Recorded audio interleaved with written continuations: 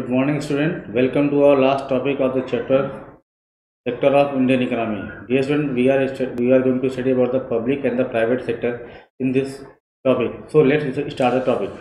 Dear student, in the second phase of the division of sector, we are going to study about the public sector and the private sector. इसके पहले हमने division of sector में दो पढ़ा था, आपका organise और unorganised.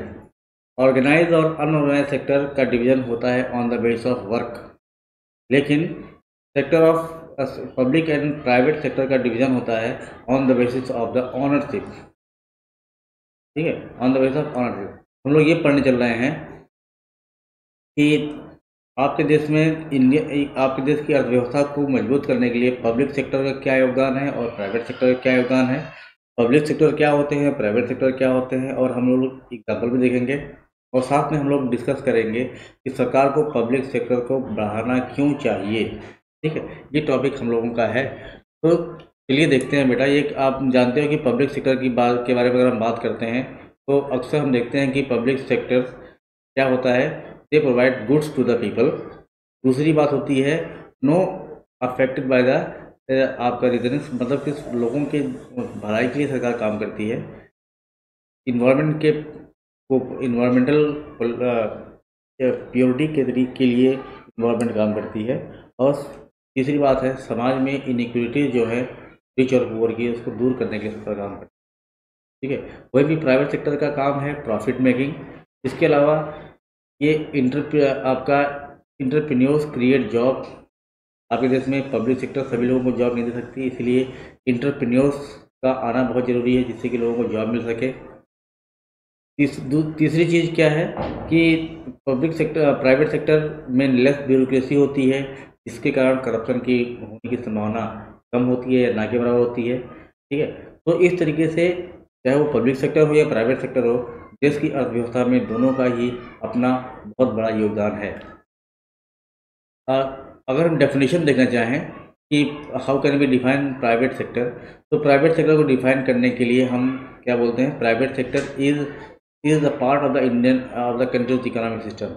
आपके देश के इकोनॉमिक सिस्टम का एक पार्ट है। ठीक है, जो क्या करता है, जो कि रन करता है by the individual and the companies rather than the government. ठीक है, इसको रन करने के लिए एक इंडिविजुअल होता है या एक कंपनी होती है।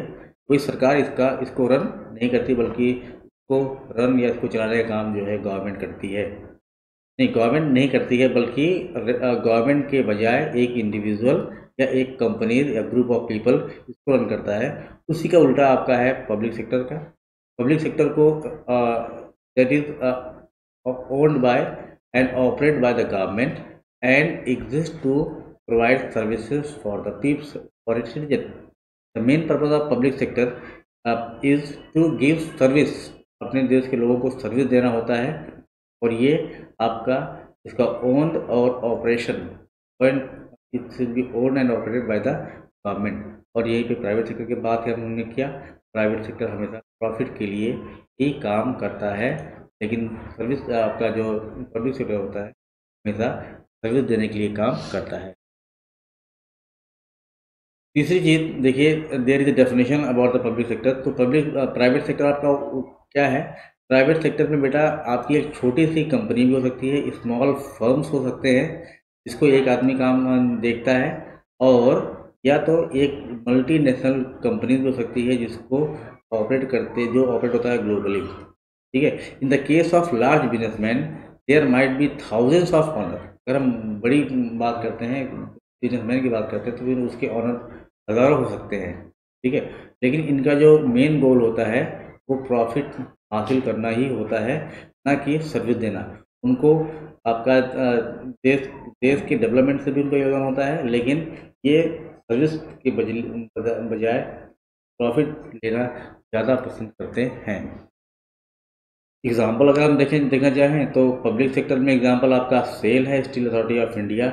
इसके अलावा आपका इंडियन रेलवे भी एग्जाम्पल है, इंडियन एयरलाइन है ना, भारत हैवी इलेक्ट्रॉनिकल लिमिटेड है ना। इसके अलावा हिंदुस्तान कंप्यूटर और the Hindustan Aeronautic Limited, these are the example of private public sector.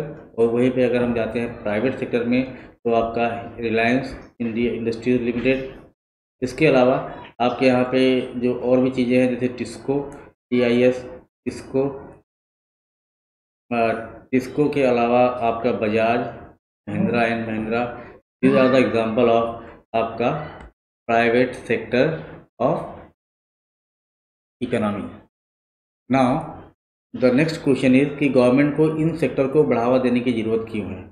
तीन चीज़ें हैं, तीनों अलग अलग चीज़ें हैं। सबसे पहले सरकार को इस सेक्टर को बढ़ावा देने की ज़रूरत इसीलिए है क्योंकि बहुत सारे काम सोसाइटी के लिए आपका प्राइवेट सेक्टर नहीं कर सकती, जैसे कि ब्रिजेस कंस्ट्रक्शन करना, डैम कंस्ट्रक्शन करना, है ना। These are the responsible, these are been made by the government at a reasonable cost, है ना। ये एक रीजनेबल कॉस्ट में सरकार ही तय बना सकती है और लोगों को इसकी सेवाएं दे सकती है।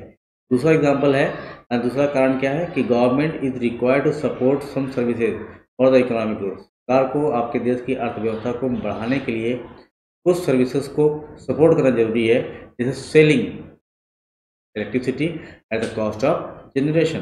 अगर हमारे पास बड़ी इंडस्ट्रीज़ हैं और स्मॉल स्केल इंडस्ट्रीज़ है तो इन इंडस्ट्रीज़ को सरकार जो है खुद ही उस इंडस्ट्रीज़ में सरकार जो है इलेक्ट्रिसिटी उनको सप्लाई करेगी एट ए रीजनेबल कॉस्ट, क्योंकि अगर उनके पास रीजनेबल कॉस्ट में इलेक्ट्रिसिटी सप्लाई होता है they will help for the development of the country.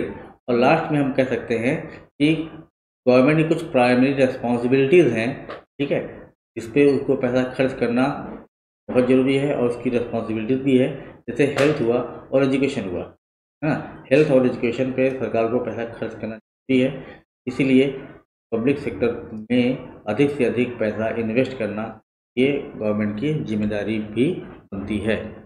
Now on the basis of the above topic we have questions.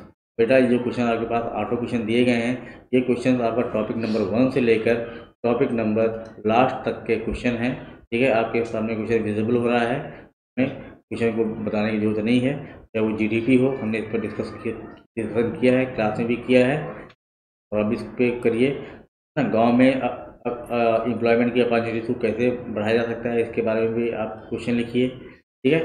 What is skill development, है ना, government की नई पॉलिसी है स्किल डेवलपमेंट, इसके बारे में लिख सकते हो। पब्लिक एंड प्राइवेट सेक्टर अभी हमने इस पर डिस्कस किया ही है, ठीक है। सर्विस सेक्टर को हमने सर्विस सेक्टर क्यों कहते हैं, ठीक है। These are the question of 1 mark as well as 3 marks and the question like this, ये जो आपको क्वेश्चन दिख रहा है एक्सप्लेन डिफरेंशिएट, ये आपका 5 नंबर के क्वेश्चन है। So in this way we are going to conclude this topic. We will come with the next topic, that is आपका money and credit, in our next video. Till then, thank you.